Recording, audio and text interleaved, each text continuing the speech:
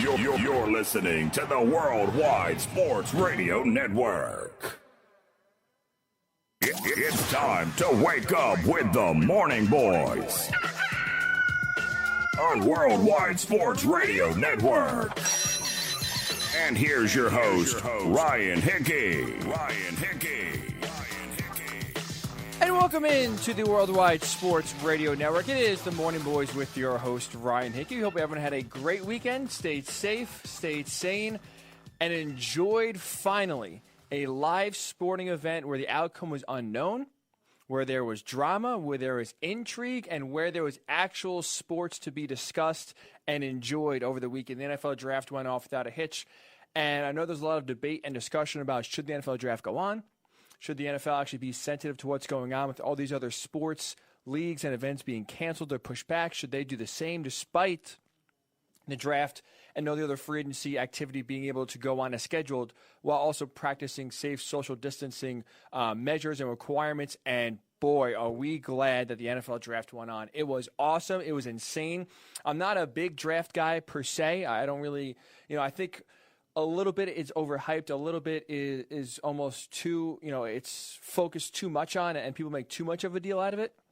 But I'll tell you, Thursday after the show, I was never looking forward to the draft more than I was on Thursday.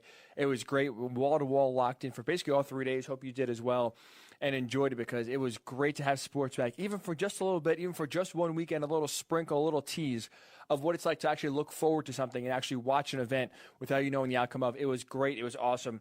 100% enjoyed it, and a great job by the NFL putting on a great production, not having too many technical difficulties or errors at all, and I thought it was great all around. And the NFL draft from home, GM's homes, head coaches' homes, the commissioner's home, and NFL draft prospects' home, I thought was awesome and was great. And all around, a great job by the NFL and ESPN as well. So we'll discuss, obviously, a lot of the NFL draft stuff to get to today.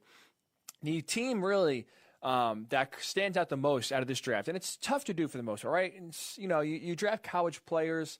Some will have an immediate impact. Some you won't see, and we really won't know how drafts pan out for 2, 3, or 4 years for the most part. Right? Once these guys get in, once you have second and third and fourth round picks, getting some playing time, and you see their futures, how they're developing, that's how you can truly grade a draft. So we'll be grading drafts today per se, but we'll talk about teams that took a step forward with their development and going forward, and also took a step back. And the main team out of all of this that stands out the most, good or bad, is the Green Bay Packers for what they did in their draft. Basically almost drafting like it's a rebuild, despite going 13-3 last year, despite going to the NFC title game last year, despite having one of the most talented quarterbacks to ever play the position, still playing well, still, at his ascent, or maybe still at his peak, let's say, still not on the decline yet in Aaron Rodgers. But they drafted a quarterback in the first round, and they traded up to draft a quarterback in the first round. And so we'll have Joe DeLuisio, for all you Italians out there, in just about 15 minutes or so. He of the Sharp Cheddar Podcast, that is a Green Bay Packer podcast, to discuss what the hell is going on with the Packers. And in that vein, after Joe, we'll discuss basically, are the Packers trying to force out Aaron Rodgers? It sure seems like it. They may say they're not. They may say they're comfortable with Aaron's play and still trying to win now. It sure seems like the Packers are trying to force Aaron Rodgers out of Green Bay. And we'll discuss what the timeline is for how long we could see Rodgers in a Green Bay Packers uniform. Hint, he'll be gone sooner rather than later, so we'll discuss that.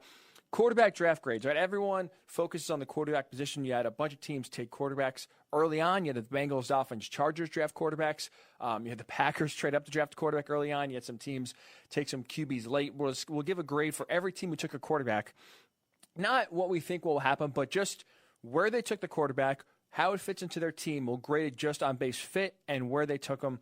And we'll also do, I think this should be a fun segment, hit or miss. I gave you a lot of draft predictions last Thursday. First wide receiver taken, who would be the second quarterback taken, first tackle taken. We gave you a few predictions. Hint, most of them were wrong. We'll discuss which ones are right. We got a few right. Most of them are wrong. We'll discuss those. And did you watch The Last Dance last night? Episodes 3 and 4. A lot of Dennis Rodman, a lot of Bad Boy Pistons footage about Michael trying to overcome that Detroit team who really beat him up and finally getting over that hump and winning his first title. So we'll discuss that as well to end the show. But like we said, I wanted to hit on the NFL draft. And if you have your comments on the draft, obviously you are a fan of NFL team. Did you like what they did? Did you hate what they did? Worldwide Sports Radio Network on Facebook. You can type it below on the live video. We'll read those comments. And also, if you want to tweet at us, WWSRN_radio. That's at WWSRN_radio. We'll read your comments on Facebook. We'll read your tweets about how you think your team did in the draft. And we'll get those throughout the show. But like I said, I want to kind of start with the NFL draft here. And it's tough to grade because we watch these players, especially myself, big college football fan. So if you love college football, you know a lot of these guys that are getting drafted, especially early, and especially if they have a lot of success, you think, oh, man, they're going to kill in the NFL. And obviously we see some skills translate over to the NFL better than others. And there are plenty of players that we thought, oh, man, they're not going to make it in the NFL, end up doing. And we thought, this would be the next stud. This player we saw in college was great. And, they're going to keep on killing it, and they fizzle out in 2 or 3 years. So instead of doing a grade, per se, right away, I think I have 3 teams that took a step forward that I think they're, that are on the ascent, and with their draft really helped fortify their team taking the next step. And I have 3 teams that took a step backward, that it's going to hinder their development, hinder what they're doing going forward, and really make it tough to have success.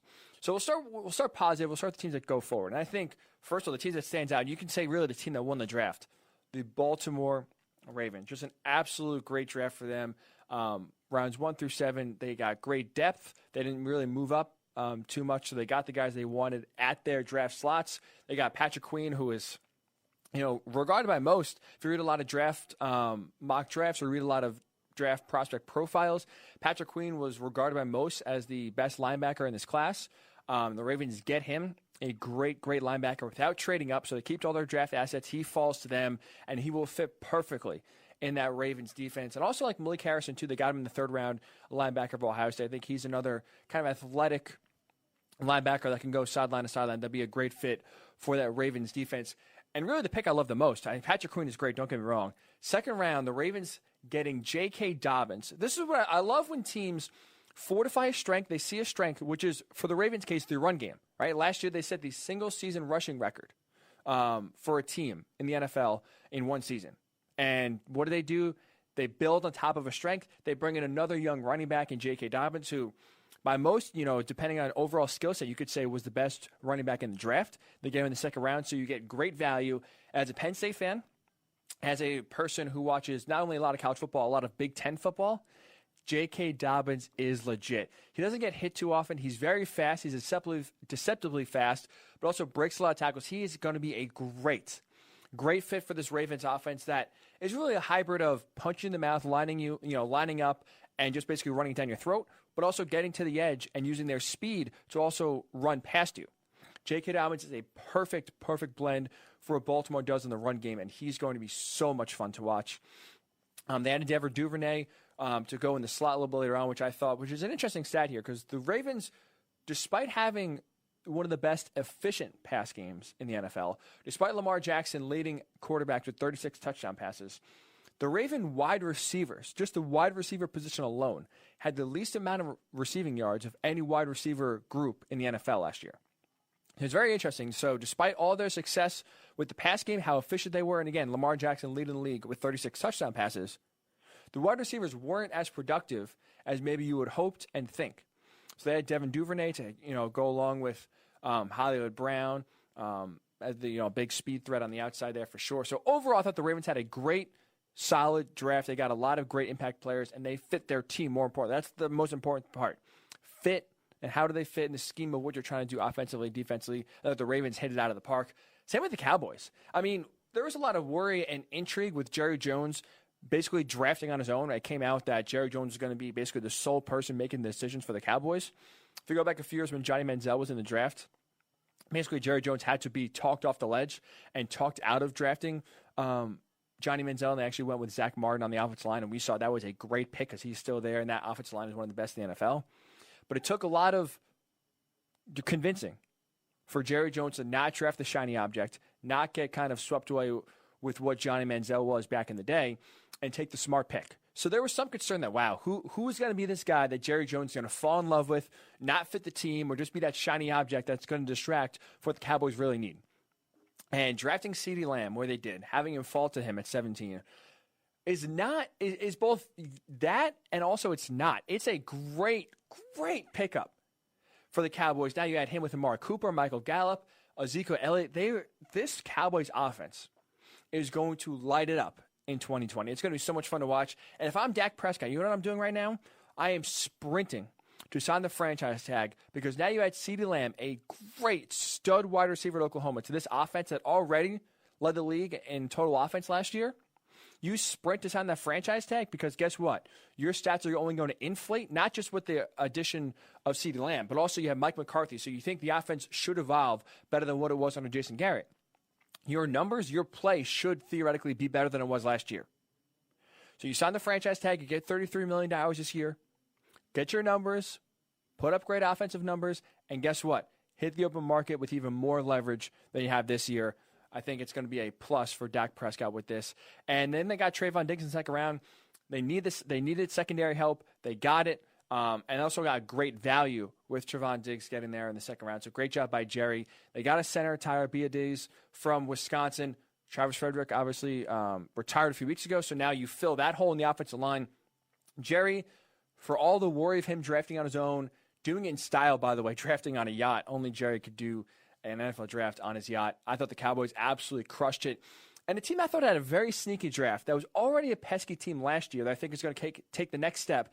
Maybe not be a playoff team this year, but are building to where, next year and in 2 and 3 years, this is going to be a very, very tough team to defeat and are going to be built very well. I think it's the Cardinals. They got a very versatile weapon with Isaiah Simmons at number 8. A guy that I think is going to fit very well in the defense. And as long as you know what to do with him, I think will be very effective. We saw what Clemson did. They put him basically everywhere. Defensive line, outside linebacker, safety, corner. He played everywhere in the field last year. I think if the Cardinals can do that, they will get a ton of value and be very happy with their pick of Isaiah Simmons at number 8.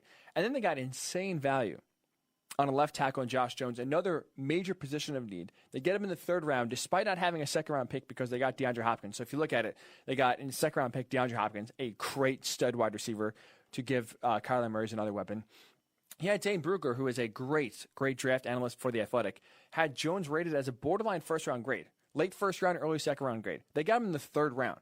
So they helped bolster their offensive line that needed a lot of help last year. And Josh Jones, get him in the third round. You get Isaiah Simmons, who is a versatile jack-of-all-trades defensive weapon at number 8. You basically get the best player available, which is, I think very smart for the Cardinals. And I love the Eno Benjamin draft in the late 7th round as a running back. He's very good at Arizona State. And they made some solid front 7 additions. So overall, I think the Cardinals addressed their needs that they had and got a lot better on top of trading for DeAndre Hopkins in free agency. I really like what the Cardinals are building. Like I said, I think they were 5-11 last year, a very frisky team. So despite not winning too often, they still were tough out. They pushed the 49ers to the brink both times they played them. They were a very frisky and a tough out team. I think they were going to even increase that this year. And like I said, next year, watch out. I think the Cardinals are really developing and building something special out there in Arizona. 3 teams that took a step back real quickly. We'll get into this with Joe DeLuisio in just a few minutes here. The Packers. I mean, what the hell are the Packers doing? 13-3, NFC title game last year. Aaron Rodgers still playing, at the prime of his career, or at least still playing at a high level. You have Jordan Love. They trade up to draft Jordan Love. Then they draft A.J. Dillon, a running back out of Boston College in the second round, despite really being those 2 strengths of the team. Quarterback and running back with Aaron Jones. Those you could say are the 2 biggest strengths the Packers had, and they used their first 2 picks at addressing those positions. And I told you, I like what the Ravens did by kind of building onto an already what they have in a strength in the run game by drafting J.K. Dobbins. That's how the Packers did here. They didn't add on to a strength by drafting Jordan Love or A.J. Dillon.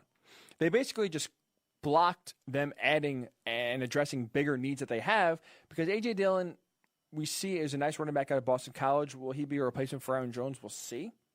But Aaron Rodgers, and when you draft Jordan Love, you're not strengthening the quarterback position right now. In 2020 or 2021 or 2022. You're playing the long game. You're basically rebuilding for 2022, 2023, 2024. And if this was a team that truly wanted to win now, their biggest need, their glaring need coming into the draft, coming into free agency, was a wide receiver. The Packers had 9 picks, so they had plenty of chances to draft a wide receiver at one point or another to help give Aaron Rodgers a weapon that he dearly needs outside of Devontae Adams. And it would work perfect for the Packers because guess what? This is the deepest NFL draft we've seen maybe in forever. right? You hear all the great wide receivers, all the great value you can get in the second, third, fourth, even fifth round. You can get a guy in the fourth or fifth round that could be a starter for you to start the season. So it's not like there was only 3 wide receivers the Packers had a choice of, and they were too good last year. They couldn't get up high enough to get one. No, they had plenty of chances to draft a wide receiver. They didn't. They didn't draft one wide receiver at all with their 9 picks, and now they'll go into 2020. With outside of Devontae Adams, who is great, this is a supporting cast around him. Marquez Valdez-Scantling, Malik Taylor, Equanimeous St. Brown, Darius Shepard, Alan Lazard, Jay Kumerow, Devin Funchess, their big free agency addition, and Reggie Begelton. Yeah. Good luck trying to replicate the 13-3 with that wide receiving core outside of Devontae Adams. Quickly, the Falcons, I don't think they addressed their main needs. They needed a corner. That was a team that we thought was going to trade up. They stayed at 16. I thought they overreached for A.J. Terrell, the corner out of Clemson. They didn't do enough to get an edge rush. And for a team that needs to win this year, Dan Quinn, Thomas Dimitroff are both on the hot seat. They need to make the playoffs. Their division got harder. I don't think they got enough impact guys to help this year to 2020 to help them improve from their down year. And I thought the Eagles had a very weird draft. They drafted Jalen Reagor, who's basically a clone of Deshaun Jackson. I understand Jackson barely played last year, so maybe, if you're not counting him too much, but he signed a 3-year deal last year. He's still on the roster for 2 more years. So he basically took the same exact player as Deshaun Jackson, but younger and maybe healthier in Jalen Reagor, over a guy like Justin Jefferson, who's still there, who a lot of draft experts, draft analysts had ranked higher than Jalen Reagor and significantly higher.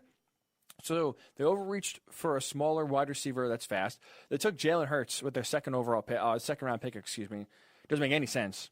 I think he's Taysom Hill. He is newsflash, and we'll get to Jalen Hurts when we talk about quarterback grades here. He's basically Tim Tebow. So we'll discuss more about the Eagles and what they do with Jalen Hurts, again, at the top of the second hour. We give you quarterback grades for sure. But when we come back, Joe DeLuisio of the Sharp Cheddar Podcast to figure out what the hell the Packers are doing with their draft. It is the Morning Boys of Ryan Hickey right here on the Worldwide Sports Radio Network. You're listening to the Worldwide Sports Radio Network.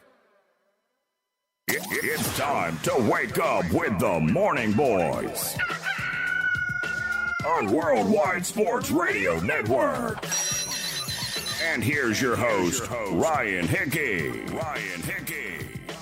And welcome back into the Worldwide Sports Radio Network. It is the Morning Boys with your host, Ryan Hickey, doing a lot of draft coverage. So if you have any thoughts on your team, we already have a bunch of Facebook comments. We'll get to those throughout the show as well. Do you like what your team did in the draft? Do you hate what your team did in the draft? And we'll definitely read those throughout the show. If you're just tuning in, we just kind of hit teams that took a step forward and took a step back. And one of those teams that took a step back is the Green Bay Packers. And to the surprise of many, they drafted a quarterback in the first round, a running back in the second round. It didn't take a wide receiver at all. And there's just a lot of questions coming out of Green Bay. What the hell is going on? What is the future for not just Aaron Rodgers? What is the future of the Packers going forward, coming off a 13-3 year, going to the NFC title game? We try to get some answers here, and now joining us to give us some sort of answers, we hope, is the host of the Sharp Cheddar Podcast and former employee and coworker of mine at CBS Sports Radio. It is Joe DeLuisio. Joe, what's going on, buddy? Mr. Hickey, I am doing great. How are you? Doing great. Wow, doing great. I was surprised that answer for you, considering the big cheesehead that you are, the big Packers fan that you are. At least the Packers haven't, dragged your head down too much. And there's already a lot of depressing stuff out there. So at least they haven't dragged you completely down. I mean, let's be honest. I've had, 3 or 4 days to kind of soak this all in. Things around us are already miserable enough. I just need to try to focus on some positive, if there's any positive. So maybe not thinking about the draft is what's making me feel great. But, of course, those terrible feelings will be coming back momentarily when we start diving into this. Yes, I'm sorry to kind of dredge up, especially if you've moved past it or maybe just try to block it as much as possible. I apologize in advance for bringing up some bad memories of these past few days. But I'm curious, obviously, you're plugged in. You're a huge Packers fan, right? So coming off the 13-3 year, going to the NFC title game, we knew the Packers had their flaws, right? No one was surprised. But one of the areas we thought they would hit and try to make another run at is wide receiver. They didn't do that. So I'm just curious, did you see – I mean, essentially for me, it felt like the Packers are rebuilding with this draft. Who they selected, where they selected them, Is that what your thoughts is? Is this almost like a draft that was for a team that was rebuilding? Like, did you see a draft and the approach like this coming? Absolutely not. I think this caught many people off guard, and anybody who's kind of like buying into it or saying like the writing was on the wall, I don't know where you're getting that information. I don't know where you're seeing that. I mean, let's go back to when Matt LaFleur was hired as the head coach of the Green Bay Packers, right? What was the main conversation, the main topic when he first got into Green Bay? Will Aaron Rodgers and Matt LaFleur get along? Will Matt LaFleur be able to control Aaron Rodgers? Their whole relationship was a good portion of the storyline last season. And then they go 13-3, and then they go one win shy from a Super Bowl, and those rumors are completely out the door. You know, no one's even talking about it. All right? There's no sense of let's worry about the future. Is Aaron Rodgers the same quarterback? No, he's not. Is he regressing? I don't think we could even say he's regressing.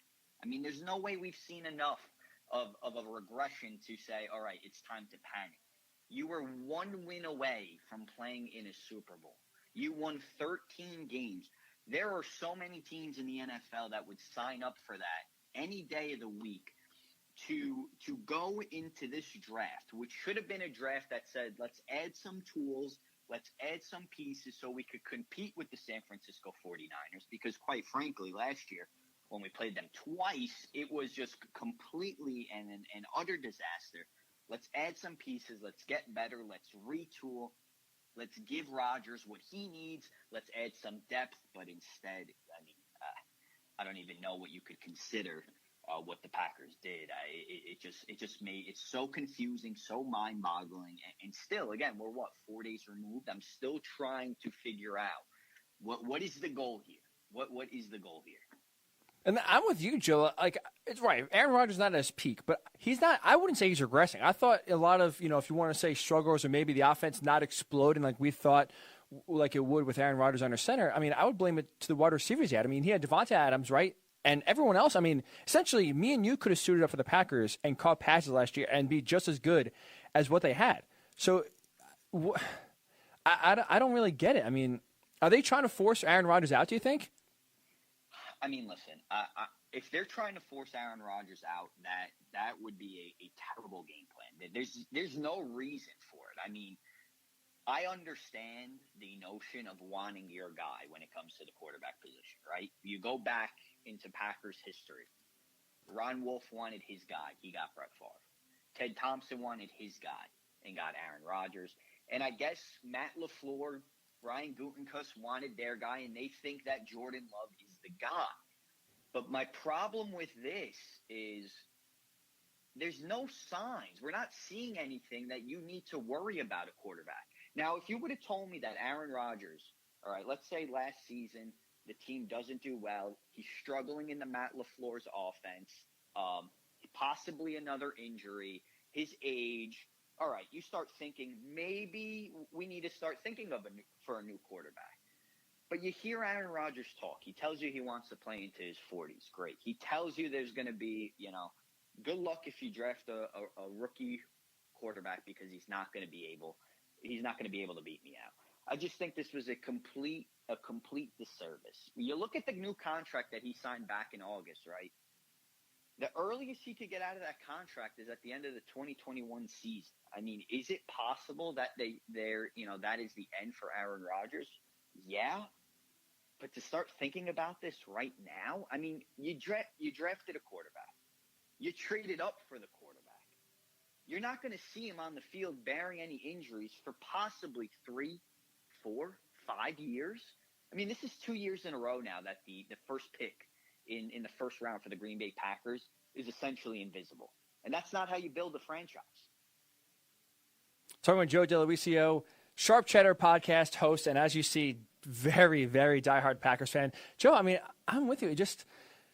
And I hate the comparisons for Aaron Rodgers, Brett Favre, like it was back in 2005, because like you said, Brett Favre basically was flirting with retirement for years, even before they drafted Aaron Rodgers, and he fell into their lap. And by that point, again, every offseason, we don't know, is this going to be Brett Favre's last year? Like you said, Aaron Rodgers on the record saying, I want to play into my early 40s. He's 36. So, I mean, we're talking about maybe at least 4 or 5 years that he wants to play, at least on his own volition before he's kind of forced out of the league, let's say.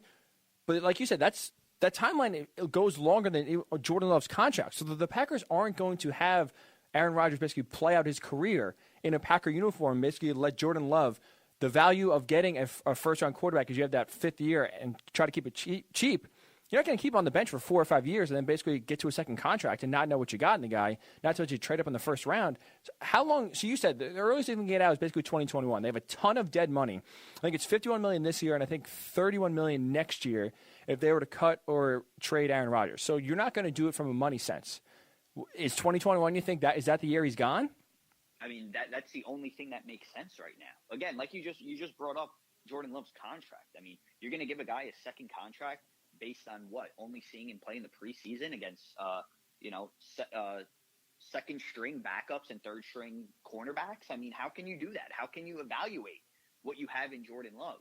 And, again, you brought up a good point about Brett Favre talking about retirement. I'll bring up another good point about the whole comparison to, this happened with Aaron Rodgers with Brett Favre. How about the fact that Aaron Rodgers, during that draft, right, he was projected at one point to be the top pick and slipped. At no point, and this is not a slight or any disrespect towards Jordan Love. Again, I really hope it all works out, and that's why Brian Gutekunst, that's why Matt LaFleur, they get paid so much money, and I'm just here just rambling and bambling about it, okay? But at no point was Jordan Love ever projected to be the number one pick of this draft. He was flirting with outside of the top 10, maybe top 10.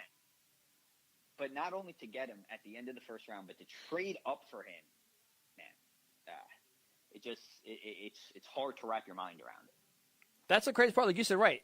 They got lucky in 2005 when he fell to them. It's one of those things where he is so good that we didn't even put him on the board because we didn't think we had a shot. And now it's like we have a guy and a quarterback who we don't know could retire tomorrow. Let's do it. And now at this point, you have the complete opposite situation. You have a questionable quarterback, a wild card, let's say, and Jordan Love, like you said. And you read scouting reports on Jordan Love, it was anything from, like you said, top 10 pick to maybe a second or third round pick. Like people were all over the board with Jordan Love. So definitely not a slam dunk or a consensus. So now I'm questioning too. So you have Aaron Rodgers, already a prickly personality, right? Already a guy that seems, if you don't kind of do what he says, kind of gets, rubbed the wrong way. Now you have him saying he wants to be the guy, whoever they bring in, I'm going to beat out. So if you want to draft a quarterback, basically good luck, but he's not going to be playing for a while. What is the shot, or what is the % chance that Aaron Rodgers mentors Jordan Love or treats him any better than Brett Favre treated Aaron Rodgers, about 15 years ago? I mean, that's a great question. But at the same time, it's like, what do you expect the guy to do? I mean, if, let's say you basically brought in the guy that's supposed to replace him. I mean, how are you supposed to feel? I agree. I think it's also unfair, though, and maybe this is just me reading drinking the Kool-Aid a little too much, Ryan, to say that Rodgers will treat Jordan Love the same way that Favre treated Aaron Rodgers. Okay, and the only reason why I say that is you look at the relationship that Favre and Rodgers have right now, and it's the strongest and the best it's ever been. And I think part of that is growing up and maturing and understanding, how important those years were for Aaron Rodgers. So part of me wants to believe that Aaron Rodgers is going to coach up Jordan Love and, it's going to work out. But the other part of me, if I'm in Aaron Rodgers' shoes, I'm fired up, I'm motivated, and I'm gonna make them pay for this decision. And I'm gonna walk out when I want to walk out. I'm on a high horse, and they're gonna just have to wait and see. Talking with Joe DeLuisio, Sharp Cheddar, easy for me to say, podcast host on Twitter, Joe_DeLuisio. So Joe, I mean, now the question goes, all right. So I feel like there are two strengths of the team: quarterback and the running game. And their first 2 draft picks, they basically try to pad a strength, but I'm not sure they did it in the right way. Why don't you think, especially their most pressing need for sure was wide receiver, and the deepest wide receiver draft maybe we've ever seen. So there's really no excuse to not even just address the position. 9 picks, plenty of chances, plenty of opportunities to draft an impact guy to pair with Devontae Adams. They didn't do it. Is there any reason as to why you think they didn't do it? Okay, so I think they set the tone, obviously, with their draft with the first 2 picks. Right. Right? So when you get into rounds, first of all, they didn't have a 4th-round pick because they used that to trade up. Again, a big mistake because they could have used it to get a wide receiver. But when you get into rounds 5 through 7 at this point, or, even though it's a deep draft, like there's no guarantee with any of these prospects.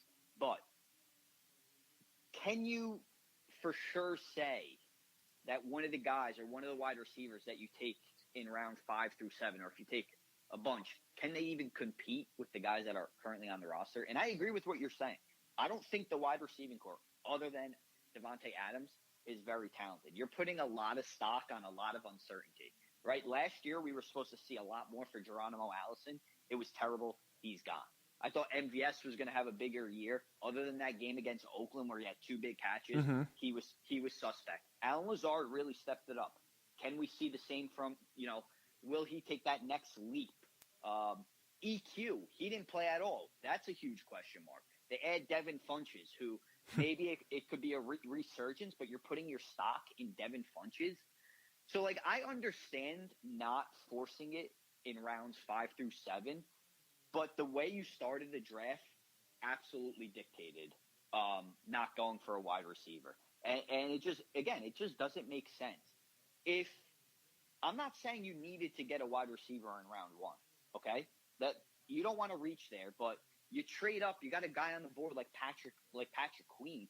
I mean, that would have been a tremendous get for the Green Bay Packers, even though you have guys like Zadarius, Preston Smith.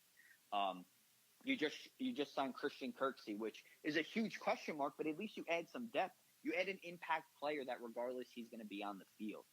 In the second round is where I would have said, all right, here's where I could use my 3rd or my 4th pick, try to move up, and let's get the guy. Let's get a Denzel Mims or someone to, of that stature to try and see if we could bring some talent to the wide receiver depth chart. But it's just so mind-boggling that, again, I struggle trying to find the right word to describe it.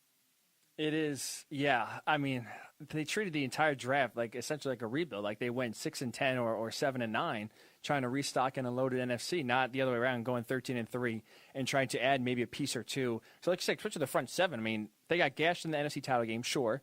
Could have added, a few spots at defensive tackle, defensive line, linebacker. Didn't really do much. So now I'm curious, Joe. We'll finish up with this. So they draft a quarterback of the future. They draft a running back that maybe will be Aaron Jones' replacement, but his game is not skill. It's not. He doesn't really have a skill set to fit today's NFL. He doesn't really catch the ball to the backfield. He's more of a bruising kind of back. So see how effective he'll be. So now you look at what the Vikings did, basically getting 1 million picks. The Bears basically drafted 400 tight ends, it felt like. And the Lions, I thought, had a pretty good draft. But where would you say, at least maybe in the NFC North or overall in the NFC, coming off the 13-3 year, coming off the number 2 seed overall in the NFC and a deep NFC, where are the Packers now in that landscape? Well, it's funny you mentioned the Bears drafting their 400th tight end because I couldn't even make a joke that the Bears have 30 tight ends or 400 tight ends because the Green Bay Packers took a quarterback and traded up for him in the first round. So that's besides the point. But I think the Vikings crushed that draft. I could easily see the Vikings taking the North. We just watched San Francisco go to the Super Bowl. San Francisco just got a lot better. I mean, there are a lot of teams in the NFC that I thought got better. I think the Dallas Cowboys took a tremendous step, and you're going to see a huge change in that team under Mike McCarthy compared to what it was with Jason Garrett, as long as, Jerry Jones steps away. I thought the Saints made some solid moves. Like I said, San Francisco, tremendous draft. They got better on both sides of the ball. Mm-hmm. I know a lot of people are questioning what the Eagles did. I think they're, especially with Jalen Hurts in the second round. But I think in terms of skill position and speed that offense has, if Carson Wentz could stay healthy, there's a ton of potential there. The NFC, and by the way, I haven't even mentioned anything about the Tampa Bay Buccaneers, who have come out of nowhere. They're going all in. I mean, they are going all in. And, I think the Packers, will be fighting for a playoff spot come next year. You know, I can't guarantee them going back to the NFC Championship. There's just way too many holes that they didn't fill. And, you know, it's really unfortunate when the window is closing, right? The window is closing. The future is uncertain. And you were one game away last season, and now you're just going to have to wait and see how it plays out. It is. Yeah, it's a sharp contrast. Like you said, what happened in 2019, what they still have on their team compared to how the Packers treated both free agency and the draft. It is shocking for sure. Joe, is there anything I left off? Any questions or anything, you know, that it's on your chest you want to get out and just release and just trying to get some of that negativity out? Is there anything I didn't address or you want to say? I mean, the one thing that you know, based on what I've been reading, what I've been hearing, is that this whole draft was another step in the direction of Matt LaFleur running the offense that he wants to run. Okay, what he did in Tennessee, what his mentor is doing right now in San Francisco, and I think that's great. I think that's ambitious.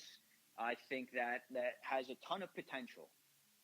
But I think the timing of all of this just makes no sense, right? You're taking a step, a second year in this offense, which I don't know, unless I'm not seeing something. Yeah, there were flaws in year one, but you were one win away from the Super Bowl. I think it's very ambitious to try to go all in and drafting and creating your ideal offense when you have a franchise quarterback, a future Hall of Fame quarterback.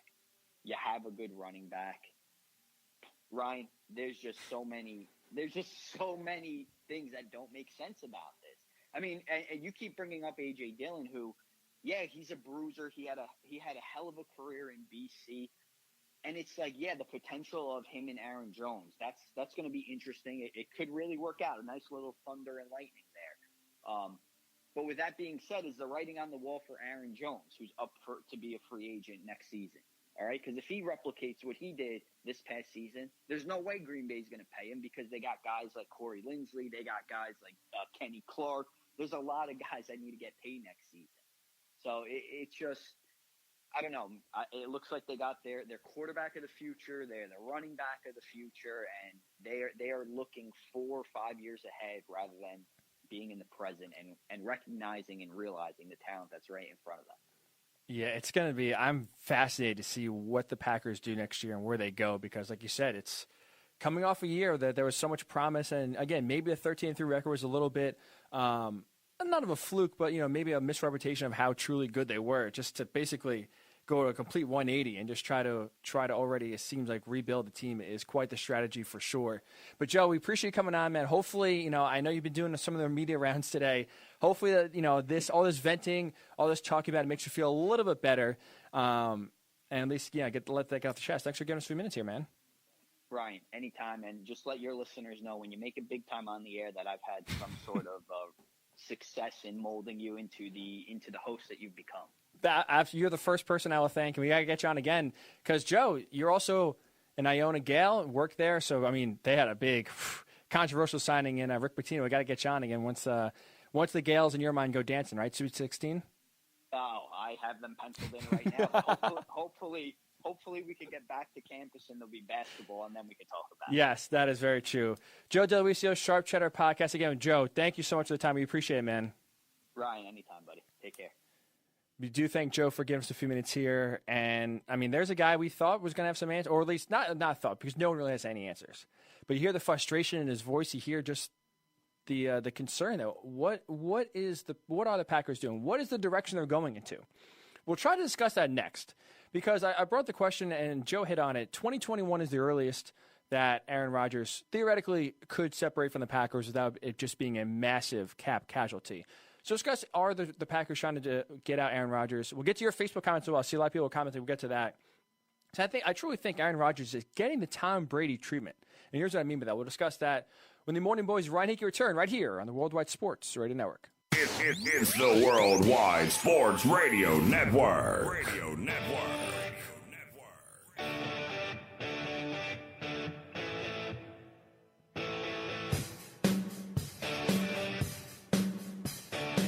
are back here on the Worldwide Sports Radio Network. It is the Morning Boys with your host, Ryan Hickey. We do appreciate you tuning in on this Monday.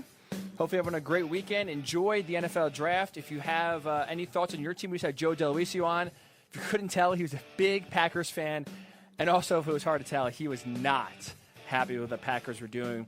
We're trying to figure out what the hell the Packers are doing because I, at least, I'm still high on Aaron Rodgers. I know some of you are not as well, at least my guy Nick commenting on Facebook. We do appreciate you commenting, tuning in, giving your thoughts. If you want to tune in and get part of the show, plenty of ways to do so. If you're on Facebook, Worldwide Sports Radio Network, we're on there. First of all, throw us a like. You can get a notification every time the show goes live. And not just that, then we can drop a comment. We'll read that on the air. If you're on Twitter, you prefer to tweet the show at WWSRN_radio or my personal Twitter handle, Ryan_Hickey and the number 3. Either one works. We'll get those comments and tweets right on the show. But Nick comments on Facebook, he is not the bigger or not as big Aaron Rodgers fan as I am. He agrees at least with the Love pick being a huge slap in the face of Rodgers, which I would agree, and making it worse, not only drafting a quarterback in the first round, trading up to draft a quarterback in the first round is awful optics, and again, just really makes you question what the direction of the team truly is. Coming off a 13-3 year, going to the NFC title game, do people actually think the Packers are as good as their 13-3 record? Absolutely not. I know Bill Parcells says you are what your record says you are. The Packers are not as good as the 13-3 record indicated. The offense struggled, and at least to me, I know Nick is not as high on Aaron Rodgers as I am. He, at least has some stats. Rodgers was 20th in QBR in 2019, 16th in 2018. I didn't check that, and Nick is very, very, very smart. I trust those numbers are accurate. So sure, the numbers aren't there, the stats aren't there. But to me, I said this going to break. I feel like Aaron Rodgers is getting the Tom Brady treatment, and here's what I mean by that. Tom Brady and the Patriots offense struggled in 2019.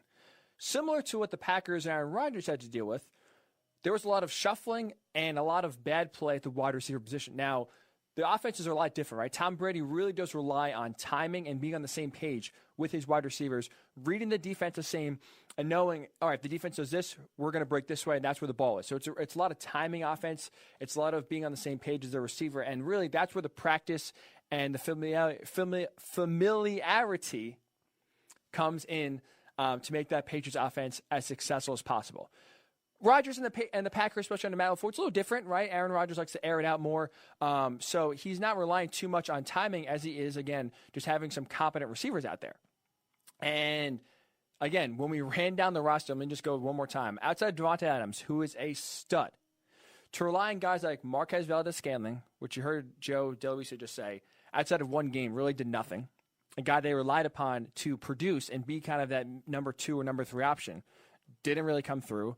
You had Equanimeous St. Brown, who's a nice player out of Notre Dame. I actually liked him a lot when he was at Notre Dame, but didn't get on the field, didn't produce much. Darius Shepard, Allen Lazard was, he was ascending, but still, had some crucial drops and wasn't able to make too many big plays for the Packer offense. They added Devin Funchess, which I like Devin Funchess. I thought he'd be a good addition for the Colts offense, considering that they brought in Phillip Rivers, and Phillip Rivers likes to throw a lot of jump balls and throw to big targets. But Devin Funchess played 3 quarters last year before suffering a broken collarbone.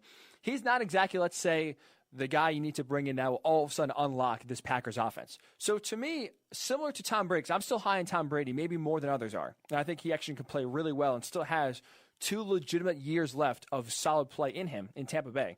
I think Aaron Rodgers, his numbers decrease and the offense decreased more because of the surrounding cast around him. And he's 36 years old.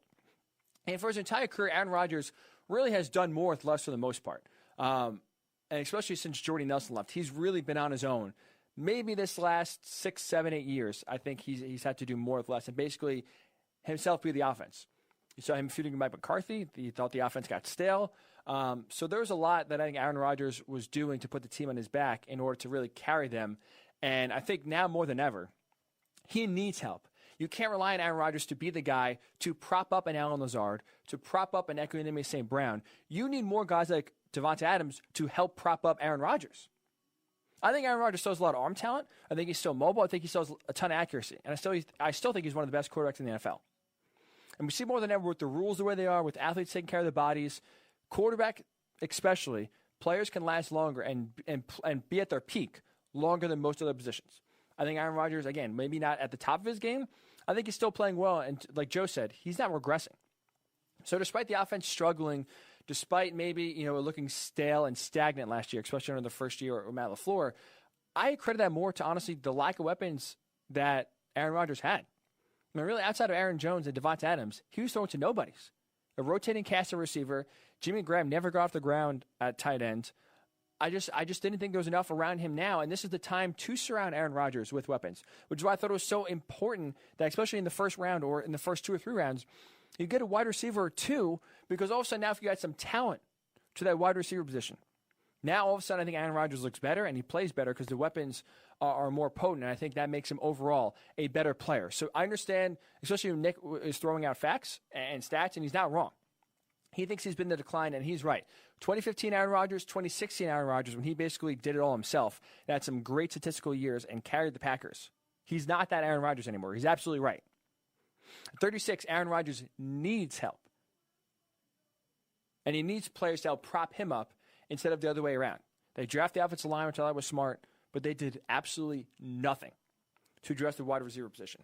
So that leads to me then, this brings into what I wanted to get into. Are the Packers trying to force Aaron Rodgers out? Because they basically didn't do anything to help him.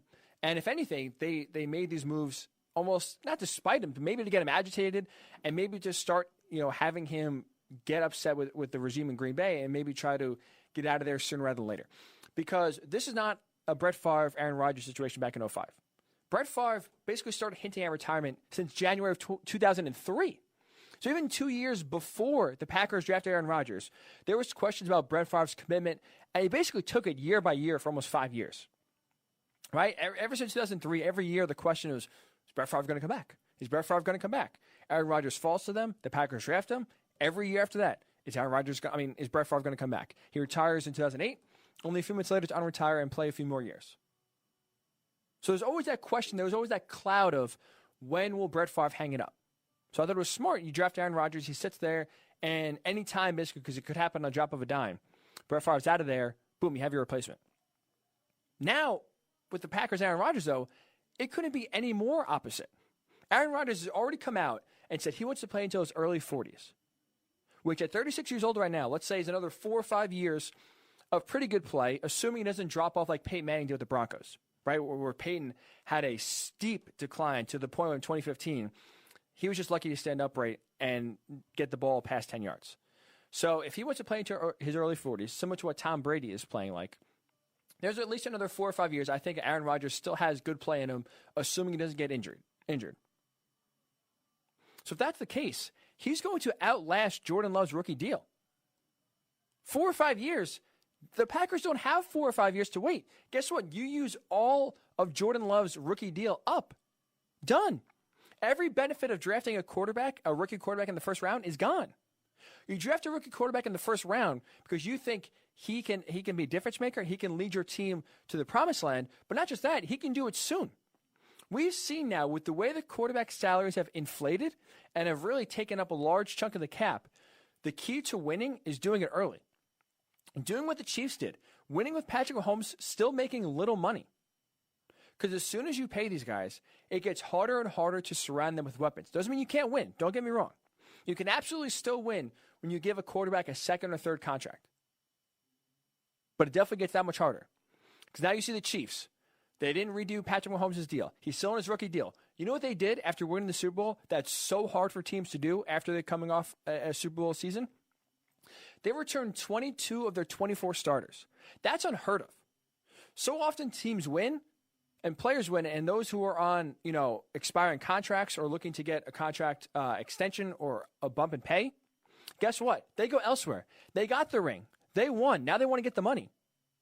And it's so hard for teams to keep so many of their players because the quarterback is taking up such a large chunk of the salary cap. Guess what? Patrick Mahomes is making no money.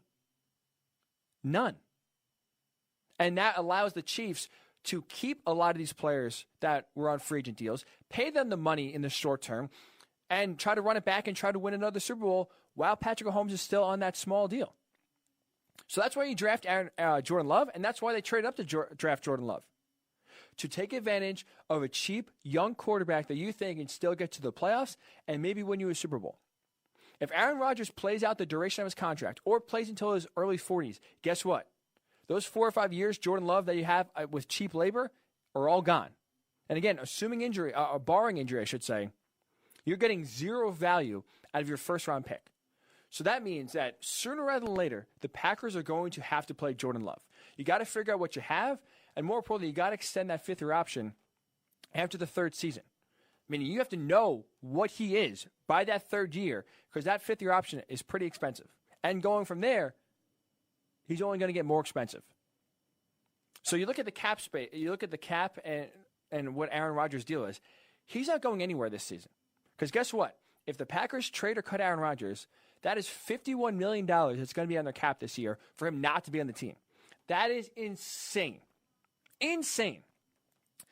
$31 million next year. So you have $81 million that are going to be on the cap the next 2 years if the Packers move on from Aaron Rodgers and he's not on the team. And especially, I understand the cap goes up every year, and it's easier than ever to kind of absorb some dead money and kind of have that hit. But guess what? This pandemic is affecting the NFL one way or another.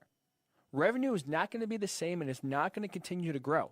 So we may see the salary cap up to this year keep on continuing to increase. It may increase next year, but it's not going to be the significant jump that we've seen these last few years. So teams are going to be working with less money, and again, that's assuming everything goes up. You're going to have a little less wiggle room. So you can't afford to have a massive $31 million just sitting on your salary cap not being used. So 2021, Joe D hit on it. That's earliest it could happen. I think that's the year. His dead cap hit is $17 million, so it's not awful. And by year 3, you have to have Jordan Love on the field. You have to do it. You have to figure out what he is before that second contract hits and before that fifth-year option hits. So you can sit Jordan Love behind Aaron Rodgers for 2 years. Then they have to either trade him or cut him because you need to figure out what you got there. And it seems, again, that the Packers front office, Brian Gutekunst, Matt LaFleur are all in on Jordan Love as the future. I'm sure they're itching to see what they have in their draft prospect sooner rather than later. And the reason why I think they're trying to force Aaron Rodgers out is because Rodgers is still trying to win now. We all thought the Packers were still trying to win now. 13 wins, NFC title game last year, maybe get a receiver or two, try to shore up the front seven, and they could make another run in the deep NFC. And it's funny because timing is everything, right? Thursday night, Pat McAfee and A.J. Hawk, 2 former NFL players, now they do a show together. They had a draft show going on live during the draft. And A.J. Hawk, being a former Packer, being close to Aaron Rodgers, had Aaron Rodgers on the show hours before they drafted. So it was around 7 or 8 o'clock, I think, right when the draft started, Aaron Rodgers came on for a few minutes and was talking. Aaron Rodgers on the show, let's say 2 hours before they drafted Jordan Love, was quoted as saying this: "We haven't picked a skill player in the first round in 15 years. So that would be kind of cool."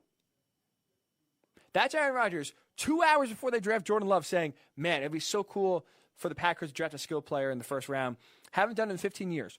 You know who the last skill player the Packers took in the first round was? Aaron Rodgers. They haven't drafted a wide receiver, a running back, or a tight end in the first round since Aaron Rodgers. And they do it. They listened to Aaron Rodgers' request. Except they drafted a quarterback to replace him. 9 picks they had in the draft. Zero wide receivers taken. So Aaron Rodgers, in the twilight of his career, maybe 2 or 3 years left of still playing pretty good football before he starts to regress, is trying to win now. He's trying to get that second Super Bowl that he's not able to get. Drew Brees hasn't been able to get. Russell Wilson hasn't been able to get. He's trying to get one more. And the Packers did absolutely nothing to help him get closer to that goal. So at least to me, I don't see how Aaron Rodgers is on the team past 2021. I think he is this year, next year, before they force him out, before the cap hit becomes somewhat digestible to where it makes sense and is not too hindering to where the Packers can't do much. And, I mean, if all indications are what they are right now, Aaron Rodgers' personality, having, Brett Favre basically shutter him for the first 3 years of his career, drafting a quarterback that he was not ready and not expecting to happen, let alone trading up in the first round to get that quarterback to replace him. The end is near, and it could be ugly. It could be ugly in Green Bay. We saw it took some years for the Packers and Brett Favre to mend fences. I mean, he went to their bitter rival, the Vikings, because he was so pissed at the way it ended. I wonder if it's not he goes to the Vikings, but I think it could end similarly to where Aaron Rodgers still wants to play. He's now ready to go. And the Packers are ushering him out the door quicker than he wants. Aaron Rodgers has said he's about legacy. He wants to play his career, and he wants, more importantly, to play his entire career in Green Bay. That's not going to happen. And I think the end is sooner rather than later. And I think that Packers absolutely are trying to force Aaron Rodgers out. 2021, 2 years from now, look for that in the offseason or near the deadline, or near the draft, for Aaron Rodgers to be on the move somewhere. So let's get your thoughts. Is this the right move? The Packers, again, they have a 36-year-old quarterback. Some people think he's declining. I still think he's, for the most part, still playing really well and still not regressing at all. Are the Packers, are they doing the smart move? Because they're preparing for the future. They see that, all right, 2-3 years, we're going to need a new quarterback. Might as well do it now with the guy we like. Are the Packers smart in doing this? Are they right for trying to move on for Aaron Rodgers and draft his replacement early on so that when he's gone, they can basically step in and they try to go from Favre to Rodgers to Love? That's their goal. It's smart to usher out a 36-year-old quarterback out and try to get to the future. And do you like what the Packers did with their draft? We'll get to that. If you want to comment on Facebook, Worldwide Sports Radio Network. On Twitter, WWSRN_radio. We'll get your comments when we come back. And also, first, we'll get your comments on the Packers. We'll get your comments on what your team did in the draft. Do you like your draft? Plenty of teams had some solid drafts. Teams like the Eagles, teams like the Packers, I thought had some questionable drafts.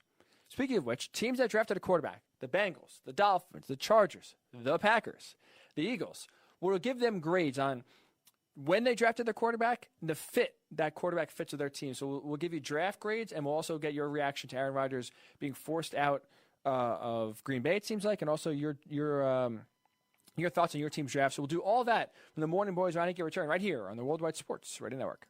It's the Worldwide Sports Radio Network.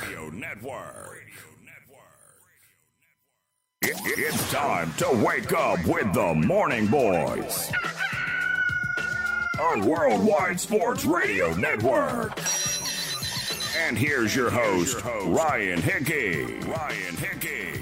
Welcome back into the Worldwide Sports Radio Network. It is the Morning Boys right here.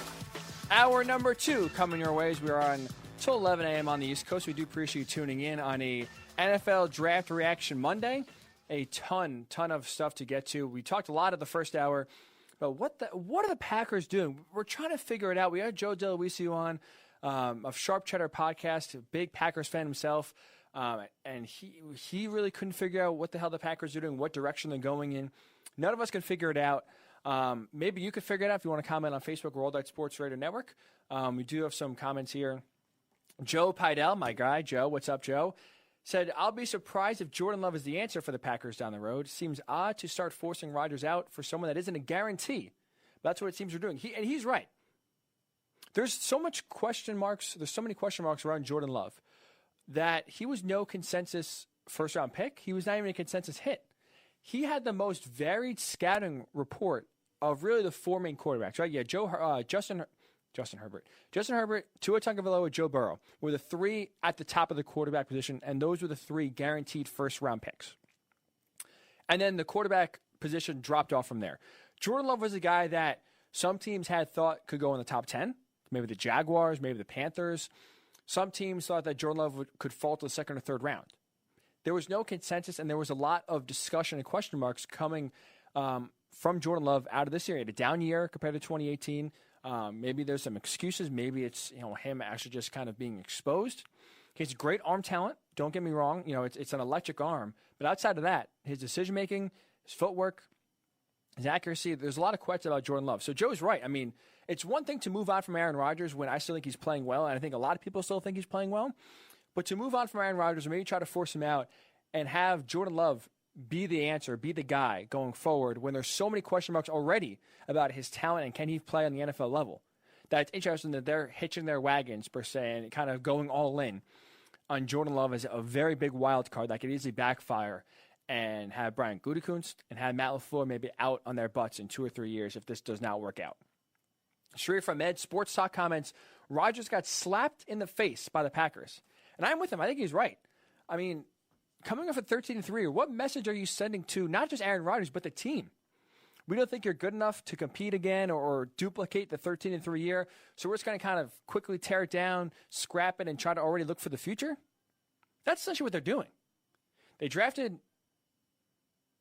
Again, they drafted Jordan Love to replace Aaron Rodgers. I'm blanking on the running back now. All of a sudden, holy cow. This is Aaron Jones. Holy smokes. Oof, quick recall here. Thank God. That's definitely what you need in sports talk is quick recall, and I definitely have that for sure.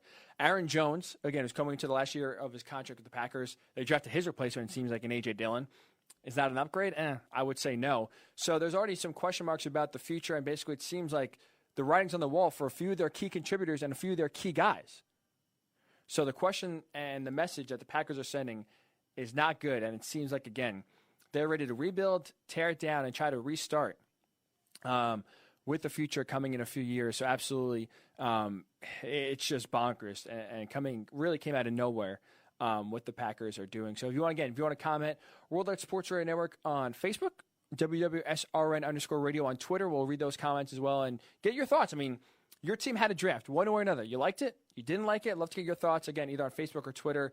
Myself as a Colts fan, I liked what they did for the most part. We'll get to the Jacob Eason pick here in just a little bit, but I absolutely loved the Michael Pittman Jr. Pick in the second round. It's funny because you would think for someone, Michael Pittman Jr., everywhere I read and every interview I heard that was kind of leading up to the draft talking about receivers, called Michael Pittman Jr. maybe the most underrated receiver in this class. Which you think if everyone's saying that, maybe he'll get more buzz and more attention and maybe even go higher in the draft, considering that so many receivers went in the first round. Well, Michael Pittman kind of, again, was dubbed to be the steal of the draft, made the most underrated guy that if you get him in the second round somewhere, you're going to love him. I absolutely love what the Colts did. I'm actually kind of surprised they went receiver, running back with their first 2 draft picks in the second round. I figured their general manager, Chris Ballard, loves addressing offensive line and defensive line. Offensive line is pretty much set, so maybe you can draft a project later on. But I really thought defensive line was going to be a place that he actually addressed, especially pass rush. They got DeForest Buckner for the inside. I thought they're going to go edge rush. But to draft, again, Michael Pittman Jr. and then Jonathan Taylor at running back was a surprise for sure, but I think it really helps the Colts and what they have and kind of style and cater to their already what they do, which is try to run the ball as much as possible and take pressure off of Phillip Rivers and kind of rely on him less, which I think was what the Packers should have done by drafting a receiver and taking some pressure off Aaron Rodgers, but instead they did the opposite. So let's get into some quarterback draft grades, right? Again, we had a ton of teams take quarterbacks, first round, second round, third round, fourth round. I think we have a few grades here about, again, the fit, where they took them, and going forward if it's a good fit for the team or not. So the Bengals, I would say take Joe Burrow. To me, it's an A. No-brainer, easy. My only complaint, and why honestly it's not an A+, is that they waited 10 minutes to put the pick in. They were on the clock since January 1st when the season ended. They knew they were taking Joe Burrow. Don't even put them on the clock. Just say what the Bengals are doing. If the team wanted to trade up, they were going to do it. They would have made an offer already. And apparently, if you read reports, the Dolphins have tried multiple times to trade up, and the Bengals rejected it. So it didn't seem like they were moving no matter what. Joe Burrow was their guy. Just take the pick. But I do love it. I think he's actually going to be really good in Cincinnati. And you pair him with T. Higgins, who they drafted in the second round, with A.J. Green, if he can stay healthy, with Joe Mixon at running back. I think the Bengals sneakily, could have a decent offense and maybe be a scrappy team similar to what the Cardinals were last year. We'll see. But I do like Joe Burrow and his fit in Cincinnati. Give Cincinnati an A there for that draft pick.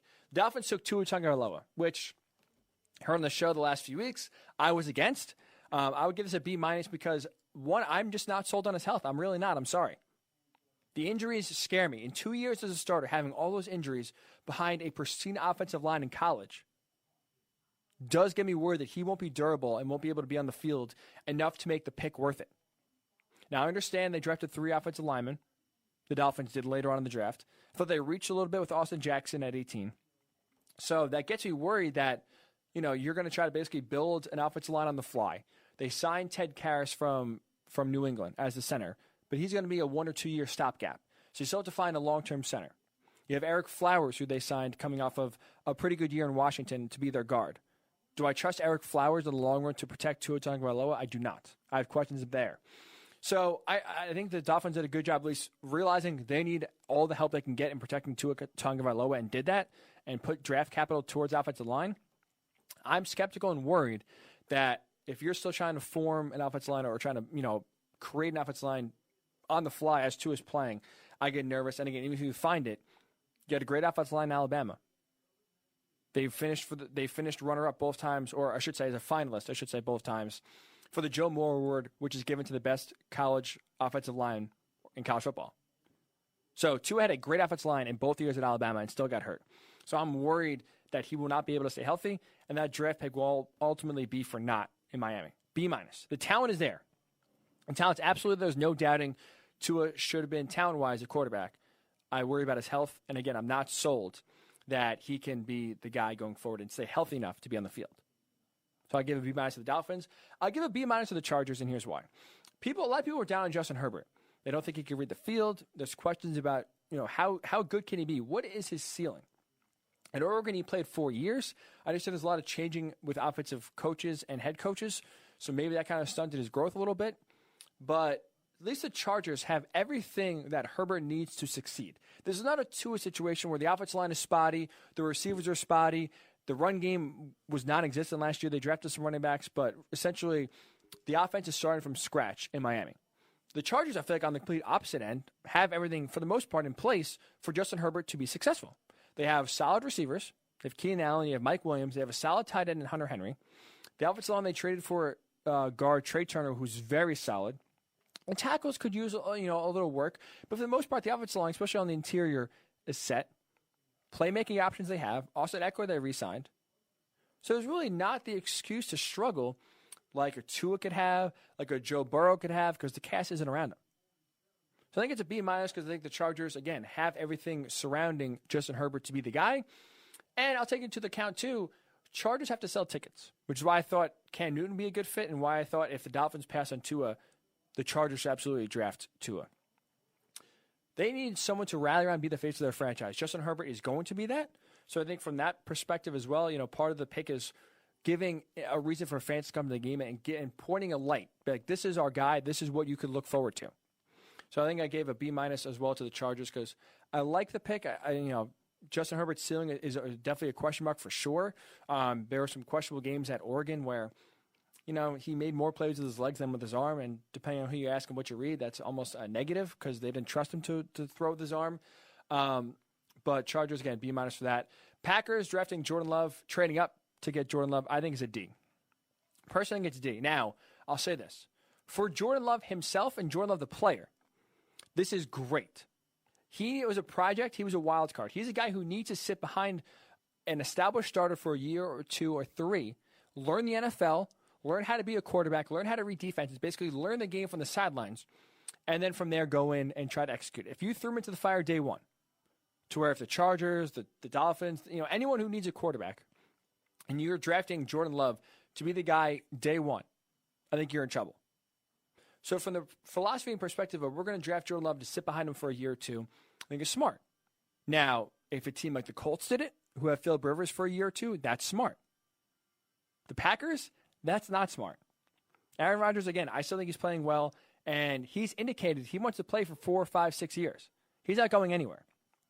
So the best case scenario for the Packers, absolute best case, is that Jordan Love is on the field in year 3, which means you have that year, his rookie year per se, despite him being in the league 3 years, you have that one season to realize, are we going to get this guy a 5th-year option? And then all of a sudden now you have to start thinking long-term, what is the contract going to look like? And can he be our guy? Because guess what? If you strike out, if you force Aaron Rodgers out and he goes elsewhere and still plays well, still helps the team win a Super Bowl, or be a Super Bowl contender, let's say, and now all of a sudden you are floundering with Jordan Love and maybe you're thinking about drafting his replacement or don't bring him back, you are in trouble. You are what the Bears are. Think about the Bears with Ryan Pace and Matt Nagy. Not Matt Nagy's in trouble, but Ryan Pace is definitely on the hot seat because he drafted Mitchell Trubisky, traded up to do so, and didn't get a guy like Patrick Mahomes or Deshaun Watson. Now, they didn't force an incumbent starter out, so that's one thing, but they're not going to give Mitchell Trubisky a 5th-year option, and basically they're already looking for replacements and bringing in Nick Foles. So they're basically already bailing on their quarterback, and you see what happens when you miss how it sets your franchise back. Again, this a D for the Packers because outside of Jordan Love being able to sit behind Aaron Rodgers and learn, there's not much there that I think is going to go well for the Packers, and I don't like their philosophy at all. The Eagles maybe, you can question the Packers for, I think that was a shock. Equally as shocking, maybe just below it, the Eagles drafting Jalen Hurts in the 2nd round. The only quarterback to go on day 2 in rounds 2 and 3 was Jalen Hurts going to the Eagles. I had this as an F. I think it's a complete fail on many levels, and here's why. One, you have Carson Wentz who's injury prone. You want to get a security blanket? Fine. You had Nate Sudfeld. He wants to go elsewhere. He wants to compete for a starting job. Fine. You don't pay Nick Foles the money that he got in the open market, that Jacksonville paid him $88 million to back up Carson Wentz. Fine. And I understand the Eagles' frustration that basically their backup quarterback situation has been a rotating door for a few years. And when you have a quarterback with injury concerns, you at least have a guy that's back there that knows the offense, knows what he's doing, and will at least give you a chance if he goes down. We saw Josh McCown basically gave the Eagles no shot when Carson Wentz went down the playoff game, and McCown could not get that offense rolling at all. So I understand the Eagles wanting someone there and maybe draft someone young so he'll be there for 2, 3, 4, maybe even 5 years, to where there's at least some familiarity and a solid security blanket, God forbid if Carson Wentz gets hurt, which we know he's done. But the reason why this makes no sense on many levels is because, one, you don't draft a backup quarterback in the second round with a team that is playoff caliber and Super Bowl caliber. They had glaring needs. They addressed the wide receiver position. They needed a cornerback. I understand they got Darius Slay. They needed someone opposite him.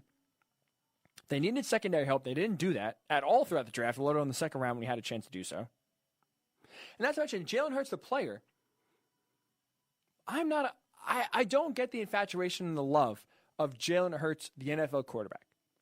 He had great numbers at Oklahoma. I get it. He steps in as a true freshman in Alabama, leads him to the national title game. They lose to Clemson. And for the first 2 years, he was great, steps in, and he leads Alabama to the national title game in his first 2 years as a starter. Obviously, we know he gets replaced by 2 at halftime, and they win the national title game. But he at least was a winner on the field. He's a great leader. You hear about what a great locker room guy is. You know what Jalen Hurts on the field is as a quarterback? His team, he is Tim Tebow 2.0.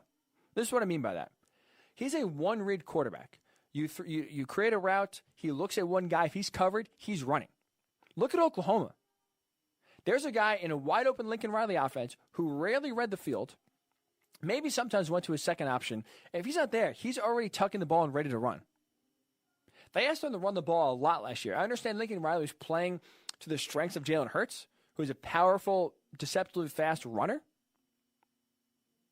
But let's not fool ourselves here. He's not beating you with your arm. So if Carson Wentz, let's say, does go down in week 5, week 10, week 13, and you need Jalen Hurts to come in for 2, 3, 4 games and win you a few games that are important, I don't trust Jalen Hurts that he's going to come in and do that. I don't trust that he can read NFL defenses. I don't trust that he has the anticipation to read and know who's going to be open and know what the defense is doing. I don't trust he has the accuracy to hit the receiver in stride. I don't trust any of that. So where is the role that he fits, or what is the football skills that you're looking at where you say, if Carson Wentz goes down at week 2, week 5, week 10 of Jalen Hurts' rookie year, can he step in and win us a few games? I don't see how that's a yes. I really don't. I understand he got to the playoff with Oklahoma, but again, I think that's more of a wide-open Lincoln Riley offense that schemed everyone open. It's harder to do in the NFL for sure, and I don't trust that Jalen Hurts has anticipation and be able to read defenses to where he can effectively manipulate defenders with his eyes and go to his second, third, even fourth option to create a play and keep moving the chains. Not to mention, there's all this talk about Jalen, the Taysom Hill 2.0. He's going to fill the Taysom Hill role. He's going to line up in the backfield. He's going to line up a receiver. Taysom Hill, first of all, was undrafted, and he kind of found that role. Sean Payton realized what his skill set was and built that role specifically for him. You're trying to put a square peg in a round hole with Jalen Hurts, drafted him in the second round to fill that same exact need, if that's what the Eagles, Doug Peterson and Howie Roseman saw in Jalen Hurts, and that's what they want. If they want their own Taysom Hill, you don't draft him in the second round to do that, to be a gadget guy, to have him on the field 10, 12, 15 snaps. Because guess what? On top of lining up at a Wildcat quarterback, running back, wide receiver, you know what else Taysom Hill does? He's on punt coverage. He's on kickoff coverage. That guy does a lot of special teams work because you know why? He's undrafted. He's cheap labor. You're not putting Jalen Hurts on the punt coverage team. You're not putting Jalen Hurts on kickoff coverage or kickoff return coverage and have him block somebody. I don't get the role that the Eagles think Jalen Hurts can fill. And not to mention, I don't think he's quick enough to be, a receiver or a slot back. He is powerful to be a running back, but Taysom Hill gets more by with his speed and versatility and his quickness.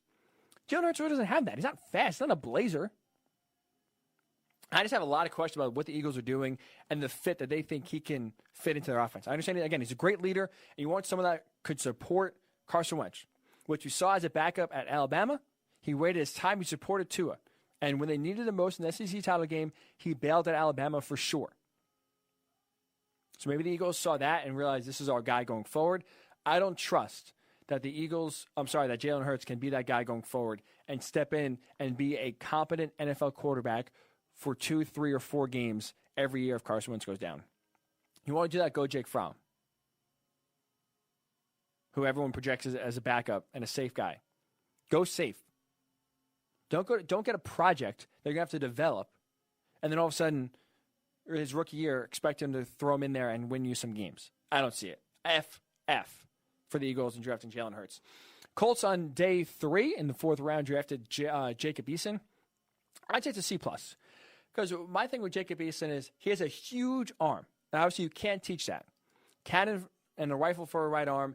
And with Frank Reich, he likes to throw the ball deep. And the frustration for the Colts this year in watching Jacoby Brissett at quarterback was that he didn't take chances. He didn't push the ball down the field. A lot of checkdowns, a lot of safe throws, underneath throws. And Frank Reich wants to push teams vertically. They drafted Paris Campbell, a burnout of Ohio State last year. When he was on the field, he wants to stretch defenses. T.Y. Hilton is a receiver that stretches defenses and gets a lot of deep balls. The Colts want to throw the ball deep. So I understand you have a big arm guy in Jacob Eason who can make those throws. But to me, I don't see much else that he brings to the table. Now, it's a low risk, gave him the 4th round. He might not even make the team. Here, Chris Ballard say that he's got to make the team first. And we'll see if Chris Ballard just, saying this now and speaking tougher than he means it. But, he said there's a legitimate chance that he's a 3rd or 4th quarterback and might not even make the roster. But to me, there's not much else with Jacob Eason. There's a reason why he fell. I question his ability to read defenses. I question even his ability and his talent level. When he went to Washington, right, he got beat out. Georgia, he's there, true freshman year, plays well. Second year, sophomore year, obviously gets hurt the first game. Jake Fromm steps in, doesn't give that starting job back. Transfer to Washington, sits out a year, comes in. Everyone assumes he's going to be the starter. He barely won the starting job. There was a lot of talk that he was going to lose it, and one of the backups was going to be the starter for the Washington Huskies. He gets the job. They play all right. I thought Washington severely underperformed. They were 7-6 last year. I thought they were going to make a lot better. And they were not. So the risk is low. I just don't see, much of Jacob Eason developing and being the next guy in Indianapolis for sure. And again, maybe you're just taking a flyer and taking a chance, buying a lotto ticket that this guy can figure it all out in Frank Reich's offense and be the guy you can count on. I just don't see he's a big arm. To me, there's not much else he can contribute. I would say C+ for the Colts. Low risk for sure, but I don't see much upside going forward. And we'll finish off with this. If you follow me on Twitter, Ryan_Hickey number 3, if you're friends with me, you know. For whatever reason, I can't even explain it. I had this infatuation or this love fest of Georgia quarterback Jake Fromm. Whatever it is, maybe it's the disrespect I thought he was getting throughout the draft process of people really not think he's going to be any good or basically at best a backup quarterback. And I thought, at least similar to Aaron Rodgers in Green Bay and Tom Brady in New England, I thought Jake Fromm this year had a down year in part because he was dealing with a whole cast of characters, new offense. Every receiver he relied upon was basically young or new, either a transfer or a freshman. So you have so much turnover at the skill positions from his sophomore year in 2018 to his junior year in 2019. I thought that was, a reason why he took a step back for sure in the stats wise and maybe didn't impress scouts or didn't wow scouts as much as I thought he did. And everything scouting wise you hear, he reads the field great. He anticipates throws. He manipulates defenses with his eyes. I feel like everything that you want your professional quarterback to do, he does. And the biggest knocks for that he was average athletically and maybe an average arm. But we've seen quarterbacks with average arms win. Tom Brady, maybe this is a bad example because it's Tom Brady's 1 in a million. But Tom Brady doesn't have any arm at all. He has an average arm. He has probably less than average athletic ability. He still makes it work. I think Jake Fromm honestly could be the guy. And the Bills drafting, I give the Bills a B+ for drafting Jake Fromm. I like the fit a lot in Buffalo. And I think it's the complete opposite. His style is totally different from that of Josh Allen. Josh Allen has a huge arm, takes chances. His accuracy is wildly inconsistent.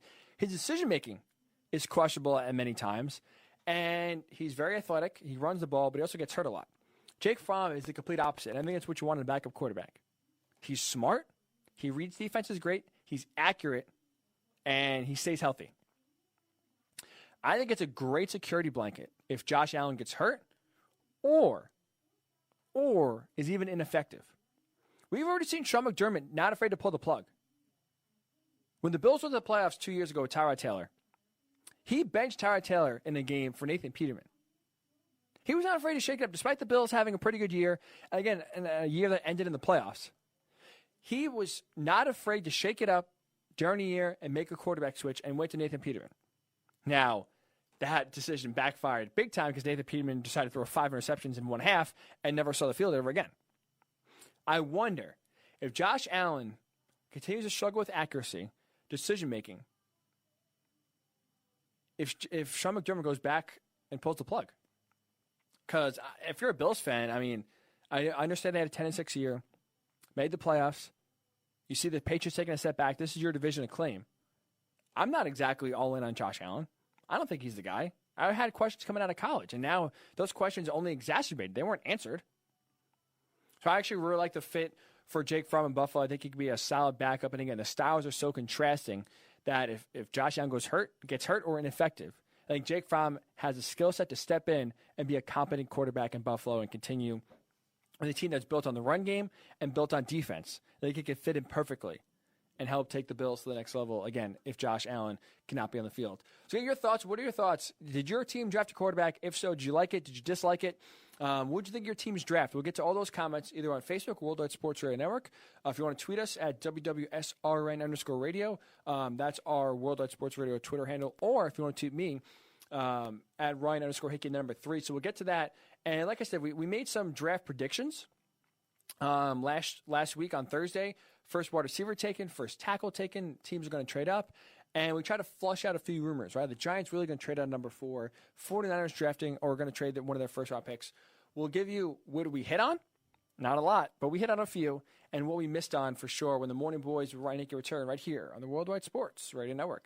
You're listening to the Worldwide Sports Radio Network. It's time to wake up with the Morning Boys on Worldwide Sports Radio Network. And here's your host, Ryan Hickey. Welcome back into the Worldwide Sports Radio Network. It is the Morning Boys here. If you want to drop us a comment and get your thoughts on the NFL Draft, if you're a Packers fan, if you're a fan of any team, love to get your thoughts on how they did, win, lose. Fan of it, not a fan of it. Worldwide Sports Radio Network on Facebook. The WWSRN_radio on Twitter for sure. Joe Pidell also comments. He actually likes the Jacob Eason pick. Decent value pick in the 4th round, which I would agree with. 4th round, take a flyer on, big arm. I understand, if you think you can mold him into a player you can work with. There's no guarantee he'll even be on the team. And again, there's no real skin in the game lost if he doesn't pan out. 4th round pick. If you trade up or get him in the 2nd or 3rd round and you overreach, then the pressure's on. 4th round, 5th round, 6th round, you're right. There's no real pressure and no real water off your back, let's say, skin off your back, if it doesn't work out. And he thinks that Jake Fromm will at least put pressure on Josh Allen to improve. I would agree. Again, I am, especially if you follow me on Twitter, over the weekend, I got into a lot of Twitter fights with my friend Nick and others about how high it was on Jake Fromm compared to basically everybody else who was not as high, let's say, to put it nicely.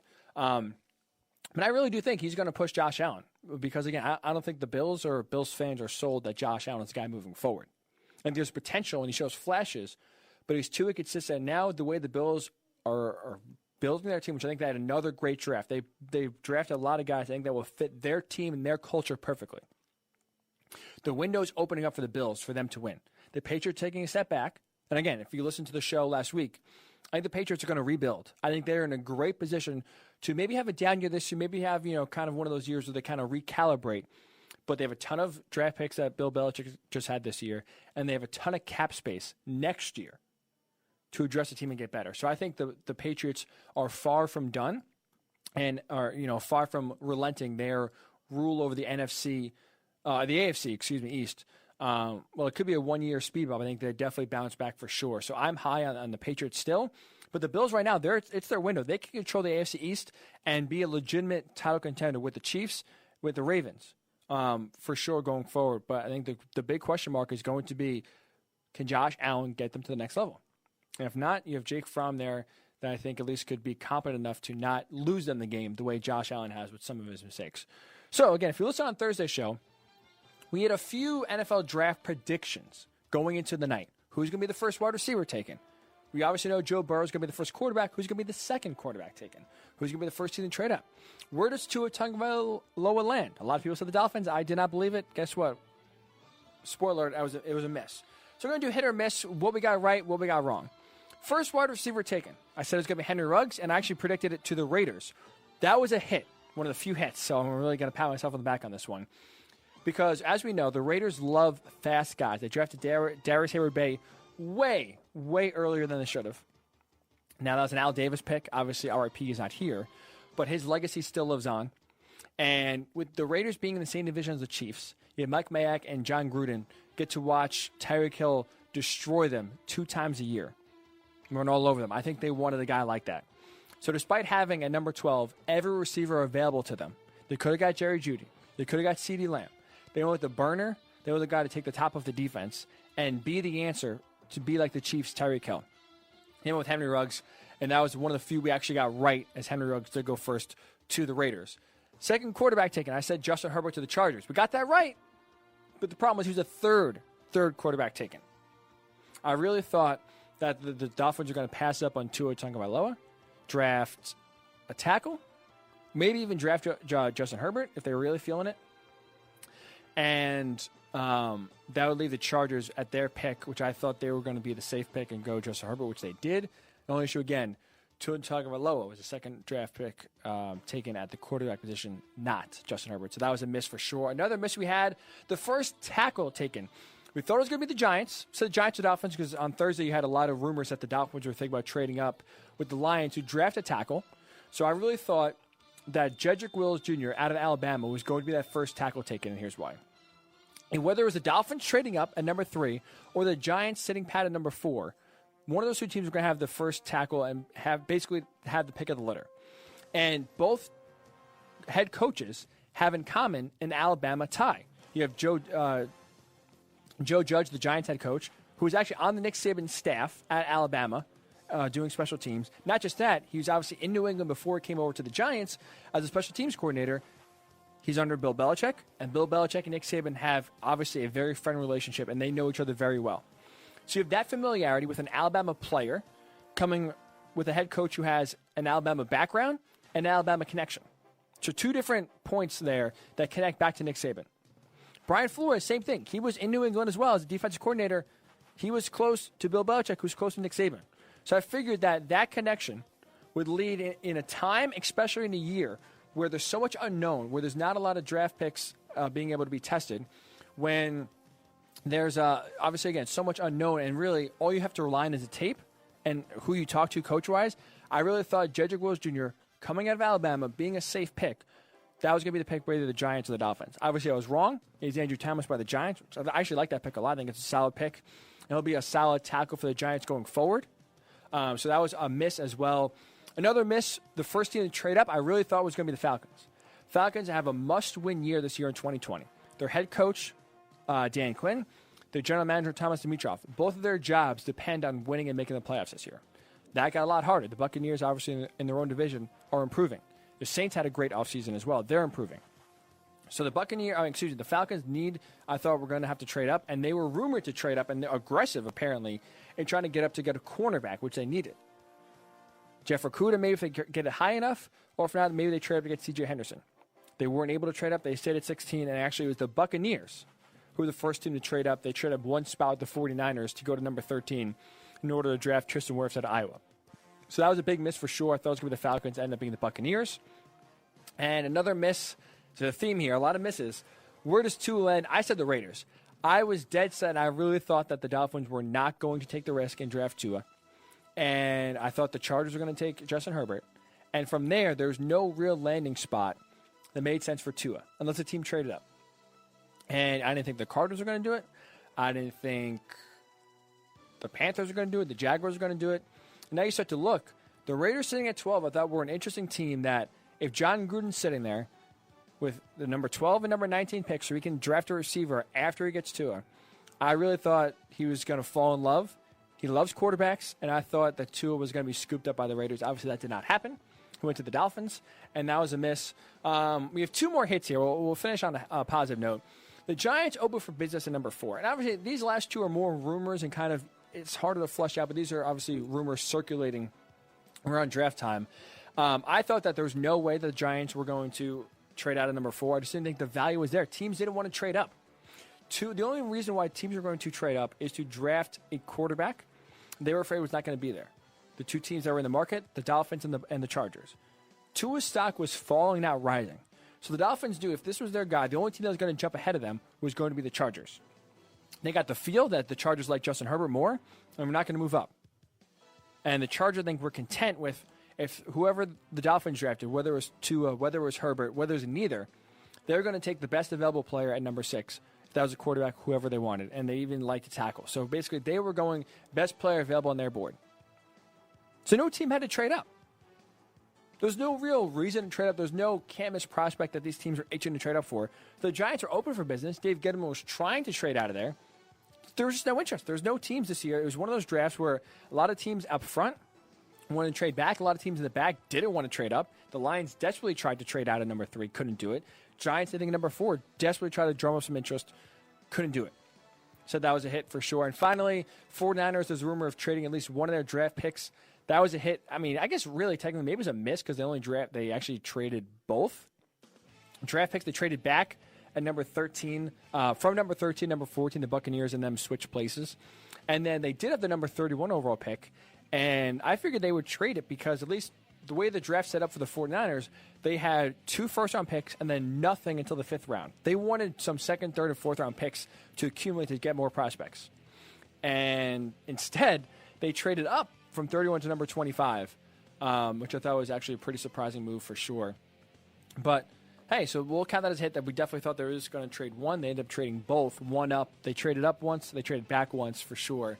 So we'll count that as a hit. So that is hit or miss NFL draft style. Obviously, a lot more misses than hits, but we did get a few right. Not a lot, but we did get a few right. So there's something for sure. So how about this? We'll get your thoughts. Again, NFL draft thoughts. You want to comment on Facebook, Worldwide Sports Radio Network, on Twitter, WWSRN_radio. We'll finish out the show reading those.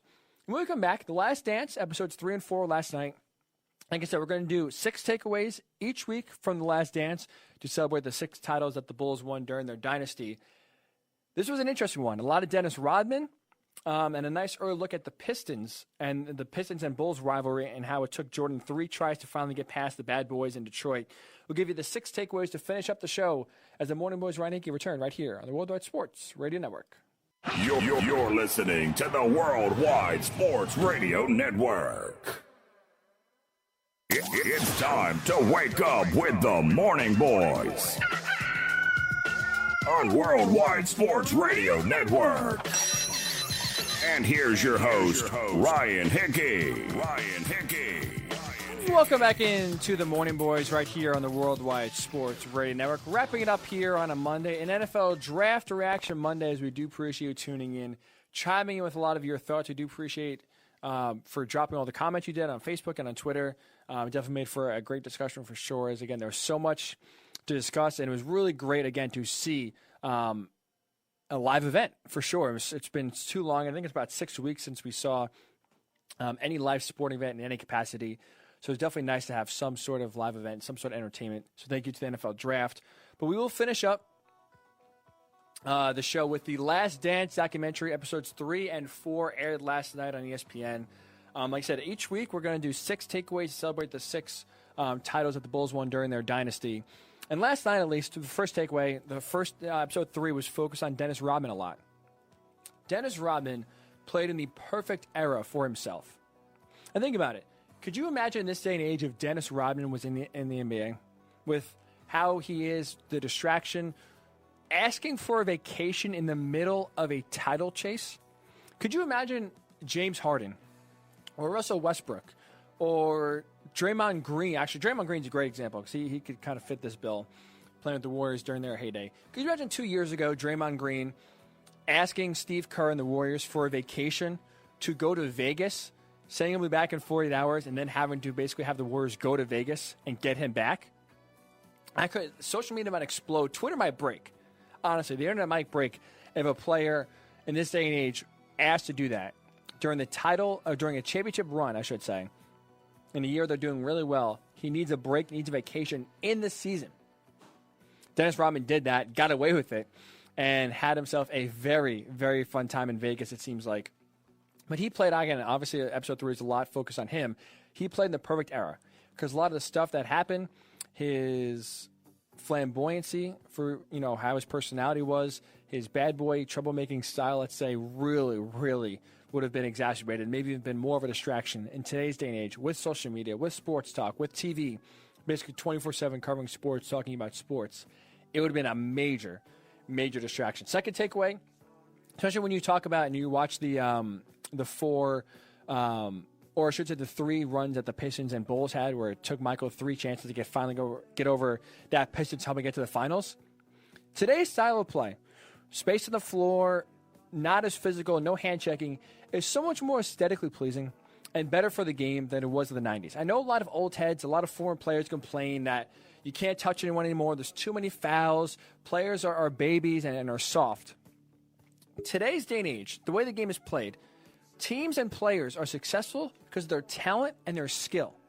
Back then in the 90s, you saw it, especially with the Pistons. Teams won and were successful by being physical and having a strong mental makeup. If you can withstand the hits, if you can be smart enough and mentally strong enough to not fight back, not get into the mindset that the Pistons want you to get, of getting agitated, complaining to the referees, basically focusing more on getting payback on the physicality that the Pistons were influencing, rather than actually just playing the game and trying to score baskets. That's how they were so successful. You hear Michael Jordan say it. That entire summer, after they were wiped off again by the Pistons in 1990, that entire summer, no one went on vacation. Everyone was in the gym getting stronger because they realized we need to be physically stronger to withstand some of this hits and the physicality that the Pistons are playing with. And it was tough to watch. I could not imagine watching James Harden drive to the rack or Steph Curry shoot a 3 and basically getting everything but punched in the face trying to do so. It was a slower game. It was a more physical game. I understand maybe there's a slight balance you can create to where maybe there's too many touch fouls, and I would agree that there's too many whistles now in the NBA. But, I mean, what image, and this was on Twitter, I found this. If you look this up, it is insane. It was not showed last night, but on Twitter. During, I believe it was the 90s series, the 1990 Eastern Conference Finals between the Bulls and the Pistons. There was a play where Scottie Pippen got elbowed in the head, went down, was down for, I believe they said, almost 90 seconds on the floor, but no whistle was stopped. The play still got on. And it is so funny. I promise you have to look this up. The Bulls are now on the other end of the floor on offense. It's a 4-on-5 because Scottie Pippen's still on the floor. In any day and age, someone's calling a timeout, the referee's stopping the game. The game is still continuing. There's a referee literally dragging Scottie Pippen off the floor and to the out-of-bounds area so play can continue, no one trips over him. This is a guy who got hit in the head, in obvious pain, can't continue to play. And the referee's like, get out of the way, we got to keep playing. It is a different style, but I think it's a much better style in today's day and age because you could see players actually dominate with their athletic ability, with their skill, and with their talent, instead of just being bigger, stronger, and tougher like it was in the 90s. Third takeaway, Pacers were 100% wrong. Walking off after the 1991 Eastern Conference Finals, when the Bulls finally got over that hump, finally beat them, finally took the throne of the team to beat in the Eastern Conference. And I understand maybe the Pistons were salty that the Celtics walked off for them when they finally took the baton from the Celtics and had their run in the Eastern Conference. Show some respect. I mean, Michael Jordan said it best. When the first 2 years when he was eliminated by the Pistons, he shook their hand. He stayed there till the very end. He credited the Pistons for what they did. Do that. Show a little respect. I mean, I understand there's pure hatred there. I understand, maybe respect was thrown out the window when the game's actually played. But when the series is over, realize what just happened. These are two great teams going against each other. You left it all on the floor. Show a little respect. I too love the bitterness, though, from the Bulls to this day. Still pissed about it. Michael Jordan saying basically nothing. You can try to show me Isaiah Thomas's apology. I'm not buying it. You have Horace Grant calling him a bunch of B words. I love the hatred that the Bulls will have to this day of the Pistons walking off. speaking of the Pistons, with number 4 takeaway, their Jordan rules are very interesting. And they try to explain in 3 ways, which is their version of if he's on the wings, push him to the elbow, don't let him get to the baseline. If he's on top, influence him, basically force him as much as possible to go to his left. And then finally, when he gets the ball in the low post, try to trap him from the top and basically take away all his options. That was a formal way of basically saying, whenever you can hit Michael Jordan, hit him. And you heard in the documentary, the Pistons were saying, don't let him get off the floor. As soon as he gets off the floor, you can't stop him. So they were physical. Anytime he drove to the hoop, they try to knock him on the ground. That's essentially what the Jordan rules were. They can try to, have this schematic plan of, once he gets here, we're going to do this to limit him. It was basically a nice way of saying we're going to hit him whenever we can, be as physical as whatever we can, and try to break his will. Once you break his will to drive to the basket and score, we have won. That's how the Pistons were so successful in their day. And that's what they try to do with their Jordan rules. For sure, last 2 here, it's interesting. 5th takeaway, Phil Jackson really showed Michael Jordan how to be a team player. Up until Phil Jackson was hired as a head coach, Michael Jordan was doing it all on his own. You heard Doug Collins. The reason why I love Doug Collins as a head coach so much is because any time a situation at the end of the game was near and the Bulls needed a shot, it was going to Michael Jordan. Everyone on the other team knew it. Everyone on the Bulls knew it. MJ was getting the shot. There's no debate. There's no discussion. No really play call. It was just, all right, give MJ the ball and get the bleep out of the way. Phil Jackson and the triangle offense really unlocked Michael Jordan and to go to the next level. He relied on his teammates, and once you saw his teammates coming through for him and actually, playing well and helping, being the reason why they win, and you saw Michael Jordan, that was the reason why they won their first title, finally get over the hump of the Pistons, finally beat the Lakers and got the first title. MJ started seeking out his teammates, and once he saw them knocking down shots and coming from the clutch, he realized he can rely on them. It's not a one-man show. And that's really what helped Michael Jordan take his game to the next level and help, again, the Bulls get over the hump of the Pistons and actually get that first title, which we know started that big dynasty that they had. And finally, the last takeaway, stole the show by far of both episodes. Carmen Electra, man, she still has it. Holy smokes. I was not expecting that. I was not ready to see her in this documentary, and she did not disappoint. Talk about a firecracker. I haven't seen Carmen Electra, I'm trying to think, maybe a decade? Like, I think when I was in high school, it was about 10 years ago. I think she was still doing movies and she was still acting, at least in the public light. So that's basically me a decade where I haven't really seen her too much. It has been talked about. Wow. Carmen Electra, again, maybe she had maybe 2 minutes or 3 minutes of airtime in that entire 2-hour documentary. She stole the show. Number 1 trending topic on Twitter. All everyone was talking about after the documentary was her and her relationship with Dennis Rodman being there when he was in Vegas. Wow. Carmen Electra, God bless her. I don't know how old she is. Actually, let's see. I don't know how old she is, but she still has it for sure. Good for her. And congratulations to her, as her stock is skyrocketing after that documentary. So that was the 6th and final takeaway. Carmen Electra still has it for sure. So that will do it for this edition of the Morning Boys. We do appreciate you tuning in again. We appreciate all the comments, all you tuning in, giving your opinion, chiming in. It is very much appreciated. Do love getting you a part of the show. I can talk to myself for 2 hours here, but I love getting your thoughts. Love getting you involved because that's really what it's about for sure. So we do appreciate all the participation we had during the show today. And again, thank you to the NFL Draft for giving us so much content and so much something to look forward to for the last 3 days and distract us. And again, there's not much else out there for sure. So we do appreciate tuning in. You're listening to the Worldwide Sports Radio Network.